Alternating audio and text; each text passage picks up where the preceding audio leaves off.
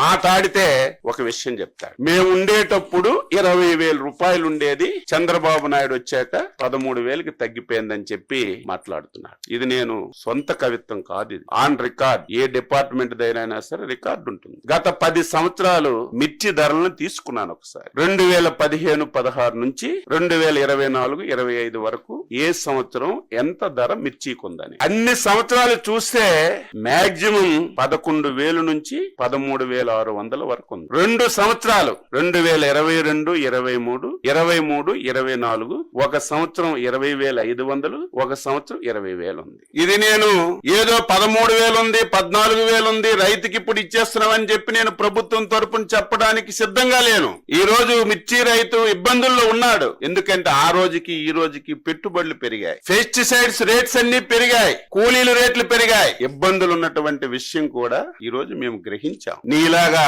చేతులు కొట్టుకొని ముడుచుకోను, నీలాగా ఎవరో పేపర్ మీద రాస్తే చదవడం ఈ ప్రభుత్వానికి, ఈ ప్రభుత్వంలో ఉన్నటువంటి మాకు అవసరం లేదని చెప్పి తెలియజేస్తున్నాం. ఎంత తెలివైన వాడంటే జ్ఞానమున్న ఏ వ్యక్తి కూడా చేయడు. ఒక దంపుడు ఉపన్యాసం ఇచ్చావు కదా జగన్మోహన్ రెడ్డి, దీని ఒక్కదానికి నువ్వు ఆన్సర్ చెప్పు. ప్రభుత్వం మద్దతు ధర ఎప్పుడు ప్రకటిస్తుంది? మార్కెట్ లో ధర తక్కువ ఉంటే ప్రభుత్వం మద్దతు ధర ప్రకటించి ప్రభుత్వం వెంటనే ఇంటర్వ్యూన్ అయి కొంత డబ్బులు పెట్టి ప్రభుత్వం కొన్నప్పుడే మనం మాట్లాడాలి. ఎంత తెలివైన వాడంటే 9/1/2020 సంవత్సరం. ఇంకా అబద్ధం చెప్తే నేనేం చెప్పలేను. ఆ రోజుకి ఈ పెద్ద మనిషి ముఖ్యమంత్రి అని నేను అనుకుంటున్నాను. ఆ రోజు అగ్రికల్చర్ డిపార్ట్మెంట్ నుంచి, మార్కెట్ యార్డ్ డిపార్ట్మెంట్ నుంచి ఒక జీవో రిలీజ్ చేశారు. ఆ రోజు మధుసూదన్ రెడ్డి గారు స్పెషల్ చీఫ్ సెక్రటరీగా ఉన్నారు. ఆ రోజు రెడ్ సిల్లీకి ఈ పెద్ద మనిషి మార్కెట్ రేట్ ఎంత ఇచ్చాడంటే 7,000 రూపాయలు ఇచ్చాడు. ఈ పెద్ద మనిషి 7,000 రూపాయలు మార్కెట్ రేటు జీవో రిలీజ్ చేసిన నాటికి